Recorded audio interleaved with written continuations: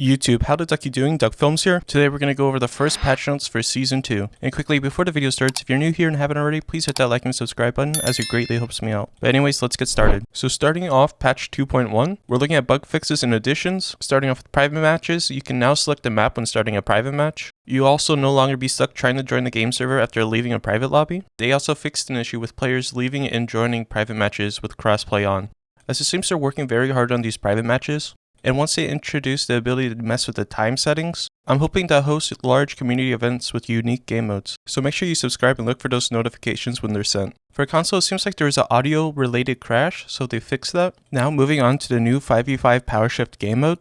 I believe by far this is one of the best additions they've added to the game, but for Monaco they fixed jump pads, added short zip lines, and polished the placement and orientation of spawn points. For Skyway they added a jump pad outside of the construction spawn area and tweaked spawns to sit less close to edges. Fixing the spawns in that game mode is a definite must patch. The spawns were definitely super predictable and it was really easy to tell where people were coming from, so that's always nice to see.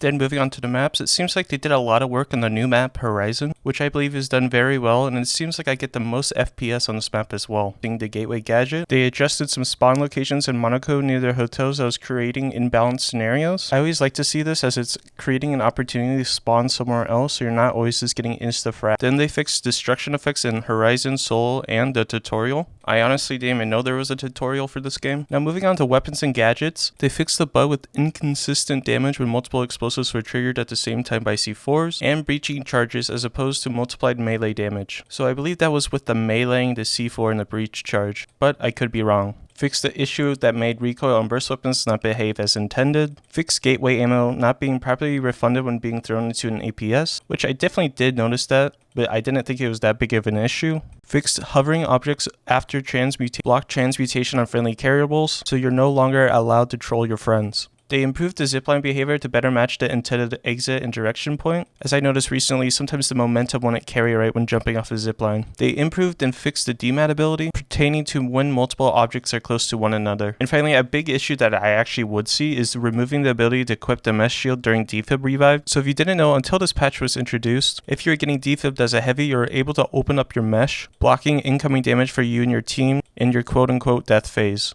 For art, they updated the shoulder length hairstyles to avoid clipping, a definite must. Fixed the battle pass skin. Then for the UI and UX, social syncs will now be excluded if a user is already logged in. Fixed a bug that would cause carryable objects to weigh more if they had an active ping marker attached to them. That's actually hilarious and I didn't know about that. I'm sad that they fixed it, but I'm glad they did at the same time. Fixed incorrect text on certain contracts and fixed overflowing text in the tutorial videos. Then they fixed some minor audio noises that weren't super important. Now finally, moving on to the most important part.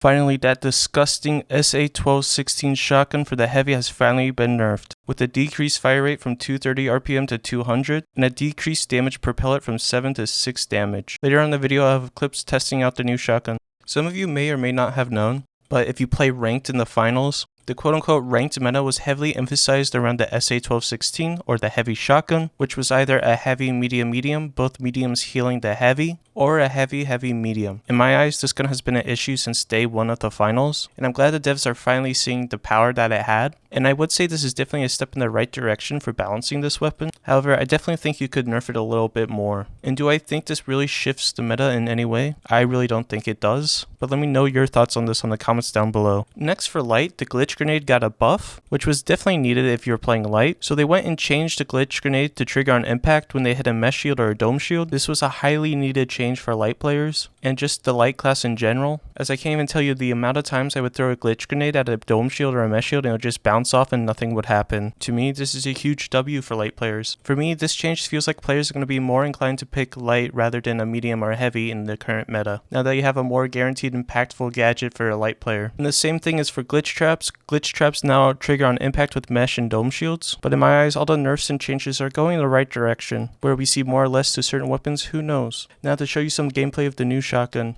So getting started, I definitely noticed the slower fire rate, that 30%. This is going to increase your time to kill, so hopefully your targets can get away and escape you better. So for a medium, it's still going to be 4 shots, so 1 cycle. For a light, it's still 2 shots. For a heavy, it's 4 shots a cycle and then 1 more.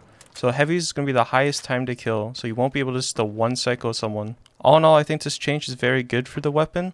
I think this might shift the meta a bit, and hopefully they do a little bit more to nerf this even more. But let me know your thoughts in the comments down below. But anyways, I hope you have a great day, and catch you in the next one.